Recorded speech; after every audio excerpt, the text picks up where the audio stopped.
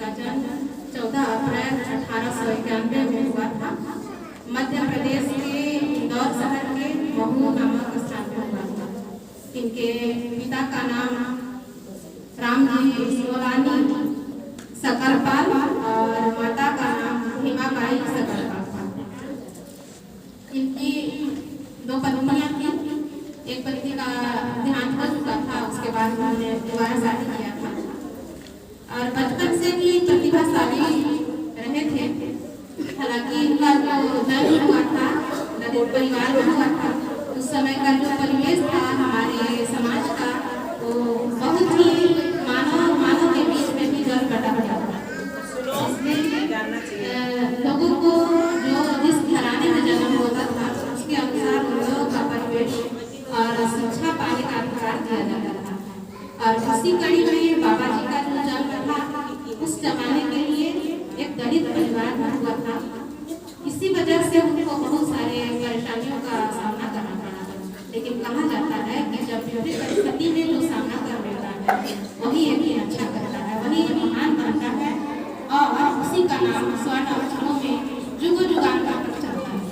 ये जीता जाता उदाहरण हमारे बाबा भीमराव अम्बेडकर है, जो आज हमारे बीच में नहीं है, लेकिन फिर भी अप्रत्यक्ष रूप से भी सही हम लोग के दिलों में, हमारे देश के दिलों में राज कर रहे हैं और हमारे देश ही नहीं पूरे विश्व पटल में इनका नाम है। हम सभी जानते हैं कि हमारा देश गुलाम था, लेकिन आजाद हुआ और इस आजाद भारत का जो संविधान है सबसे बड़ा हमारे देश का संविधान बहुत ही अच्छा संविधान है और विश्व का सबसे पहला ऐसा संविधान है जो इतना बड़ा लिखित संविधान जिसकी बनाने में इनका बहुत ही बड़ा योगदान था।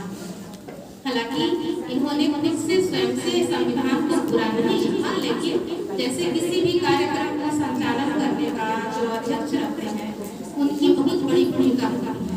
इसी प्रकार से संविधान को बनाने में इन्होंने अपना बहुत महत्वपूर्ण भूमिका निभाया, क्योंकि जो संविधान में पार्टी गठित की गई थी उसमें एक उस प्रारूप संविधान का जब निर्माण हुआ था तो उसमें सभी का काम बांटा गया, तो उसमें इन्हें प्रारूप समिति का अध्यक्ष के रूप में मनोनीत किया गया था। इन्होंने उस पद की बहुत ही अच्छा से भूमिका निभाई, क्योंकि उस समय संविधान सभा इनसे अच्छा पढ़ा लिखा कोई व्यक्ति नहीं, तो इन्होंने तो करके दिखाया ना कि बहुत सारे जातिवाद की बात हुई, लेकिन इतना बड़ा एजुकेशन लेने का जो पावर है उनके पास, अगर ये अच्छा से पढ़े लिखे नहीं होते तो इनको अवसर नहीं दिया जाता, क्योंकि इतना बड़ा संविधान, इतना बड़ा देश का संचालन करने के लिए संविधान का बहुत ही बड़ी मुश्किल था, क्योंकि हमारा जो समाज उस समय था हुआ था इस देश के संचालन कैसे किया जाए, कौन सा नियम लगाया जाए जिससे हमारा जो देश है अच्छा से संचालित हो सके, क्योंकि हमारा देश विविधता से भरा हुआ था। कहीं राजवाड़ा पाठ चल रहा था, कहीं देसी राजाओं का था, कहीं मुगलों का कब्जा था। उस परिस्थिति में कुछ बहुत ही गरीब लोग थे जिनका जीना मुश्किल था। उस परिवेश को देखते हुए ऐसा क्या नियम बनाया जाए जिससे हमारा देश का संचालन हो सके, इसके लिए इन्होंने बहुत ही बड़ी भूमिका निभाया और संविधान को एक अच्छी तरह से कड़ियों में पिरोने का काम किया, जिसमें सभी के हित के लिए ध्यान रखा गया, जो गरीब है उसके लिए भी और जो अमीर है उसके लिए। इन्होंने किसी का पक्षपात नहीं किया, लेकिन हाँ इन्होंने ये जरूर किया कि जो पिछड़े हैं, जो गरीब परिवेश से हैं, जिन्हें किसी भी प्रकार की सुविधा नहीं मिल पा रही है, उन्हें कैसे आगे लाया जाए, इसके लिए इन्होंने बहुत बड़ा साहस किया। इनके लिए इस बात के लिए मैं बहुत बहुत धन्यवाद देना चाहूँगी, क्योंकि अगर उन्होंने इस चीज का मांग नहीं किया होता, पूना पैक्ट समझौता नहीं हुआ होता, गांधी जी के साथ 1932 में पूना पैक्ट का समझौता हुआ था, जिसमें इन्होंने खुलकर यह मांग किया कि हमारे देश में अधिकांश जो जनआबादी थी उसमें अधिकांश लोग चंद लोगों के पास ही सुविधाएं हैं, तो क्या हमारा देश का विकास हो सकता है? ऐसा कभी संभव नहीं है।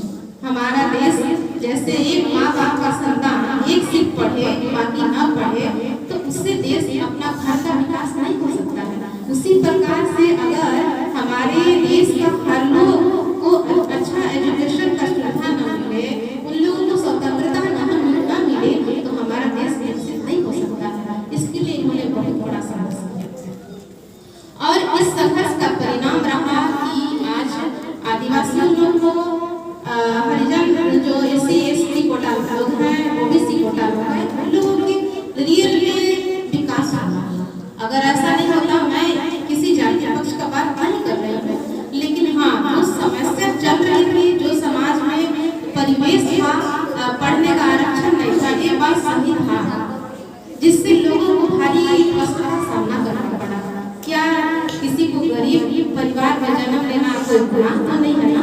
लेकिन उस समय गुनाह माना गया था, जिसमें बहुत ही कष्ट हुआ और उस कष्ट में बहुत लोग तो दब गए, नहीं एजुकेशन ले पाए।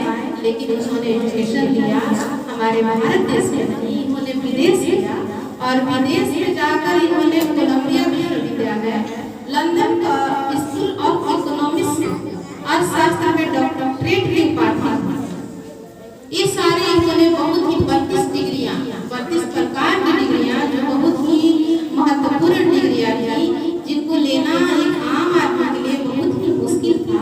ये सारे डिग्रियां इन्होंने बहुत ही मुश्किल से हासिल किया और उस मुश्किल परिस्थिति में इन्होंने हासिल किया और उसका परिणाम इन्होंने अपने देश के हित के लिए किया।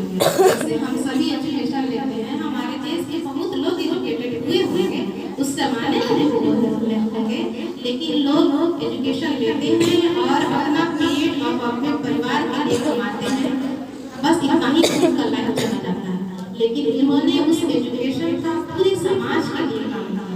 तो जो पूरे समाज के लिए करता है, जो पूरे देश के बारे में सोचता है, उसी का नाम है।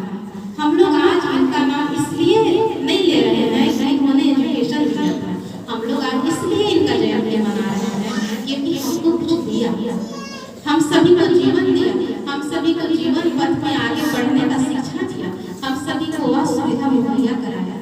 आज इन्हीं का देन है कि हम सभी ऐसे विद्यालयों में एजुकेशन ले रहे हैं, हम सभी पढ़ा पा रहे हैं, आप सभी पढ़ पा रहे हैं। इसमें इनका बहुत बड़ा भूमिका है, जिसमें सरकार को, राज्य सरकार को, केंद्र सरकार को सोचना पड़ा और उस कदम पे काम को संचालन करना पड़ा। आज इनका जो संविधान बनाया गया है, उस संविधान के जो रूल है उसी से देश का संचालन किया जा रहा है। मूल जो संविधान है उसमें कुछ प्रारूप उसका चेंज किया जाता है, लेकिन उसको पूरी तरह से हटाने के लिए, क्योंकि उन्होंने उस समय की तार्किक दृष्टि से ऐसा इन्होंने विचार रखा, जो हमारा संविधान हर तरह से जटिल भी है और सरल भी है। अगर हमारे देश में संविधान नहीं होता, कानून नहीं होता, तो आज आम आदमी को फैसला नहीं मिल पाता। आम आदमी के साथ जो गलत व्यवहार होता, उसका कहीं से भी उसको नहीं फैसला मिल पाता। लेकिन आज संविधान का देन देखिए कि बड़े बड़े लोग गलत करने पे उन लोगों को भी जेल जाना पड़ा। फॉर एग्जाम्पल अभी राहुल गांधी के ऊपर आरोप लगा, आप देखें कि बिहार के मुख्यमंत्री लालू प्रसाद, उनके ऊपर भी आरोप लगा। अगर संविधान नहीं बना होता तो उन लोगों के पास काफी पैसे थे और उससे उन्होंने उसको खत्म कर दिया होते। लेकिन संविधान में सब बराबर है, एक गरीब के लिए भी वही फैसला होगा और एक अमीर के लिए भी। तो ये सारी बातें इन्होंने संविधान में वर्णन कराया, हमारे संविधान को बनाने में महत्वपूर्ण भूमिका निभाया। हालांकि समाज में सिर्फ संविधान को बाद की बात रही, जब हमारा देश आजाद हुआ 1947 में, उसके बाद की बात, लेकिन इससे पहले भी इन्होंने समाज को बहुत सारे आईना दिखाया।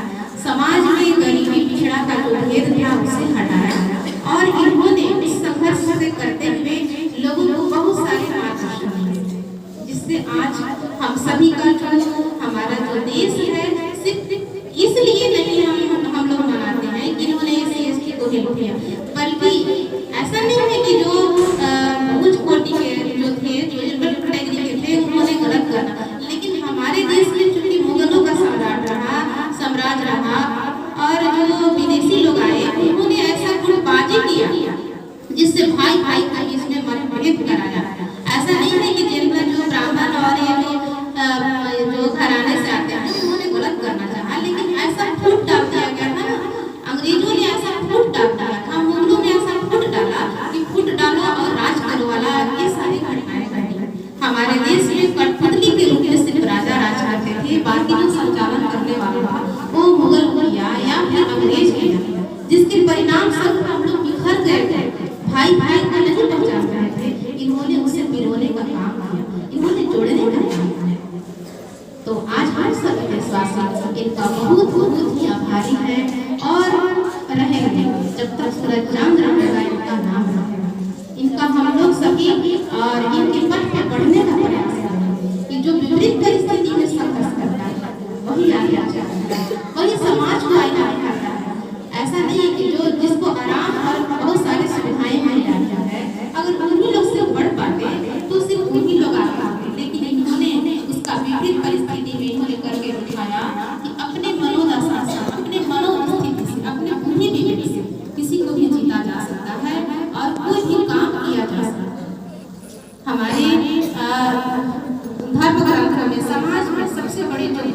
दिया गया है, सबसे जो प्राथमिकता दिया गया है वो बुद्धि और विवेक पर। व्यक्ति का शरीर खराब हो, पैर खराब हो, देखने में खराब हो, उससे कोई बहुत बड़ा प्रभाव नहीं पड़ता है। अगर उस व्यक्ति के पास अच्छा दिमाग हो तो व्यक्ति जरूर अच्छा रहता है। ऐसे बहुत सारे साइंटिस्ट थे जिनका बॉडी काम नहीं कर रहा था, लेकिन उनका दिमाग इतना तेज था कि वे बड़े बड़े। उसी प्रकार इनका भी दिमाग प्रखर बुद्धि के थे और लगातार इन्होंने प्रयास किया अपने पढ़ाई के लिए। इसलिए आप सभी ये ध्यान रखिए कि हर कार्यक्रम को स्कूलों में क्यों संचालित किया जाता है। क्या हमारे गांव के लोग, हमारे गांव की महिलाएं, हमारे गांव के किशोर या शहर के कोई पुरुष इस तरह से कोई आयोजन क्यों नहीं करते हैं? बहुत कम जो पार्टी के लोग होंगे ना, शायद हम लोग करते होंगे। आखिर विशेष रूप से सरकार ऐसे सारे कार्यक्रम विद्यालय में क्यों संचालन कराने के लिए आदेश देती है? इसीलिए क्योंकि आप सभी भविष्य, आप सभी देश का आगे का नागरिक, आप सभी के देश के लिए आगे इस देश को ले जाने वाले हैं। इसलिए हर कार्यक्रम को विद्यालय में संचालित कराया जाता है ताकि बच्चे समझें, सीखें और उसी प्रकार से आगे बढ़ने का प्रयास करें। अंत में मैं इनके लिए आज का दिन है बड़ा महान, आज का दिन है बड़ा महान, बनकर सूरज चमका एक इंसान, बनकर सूरज चमका एक इंसान, कर गए सबके भले का ऐसा काम, कर गए सबके भले का ऐसा काम, बन गए हमारे देश का संतान।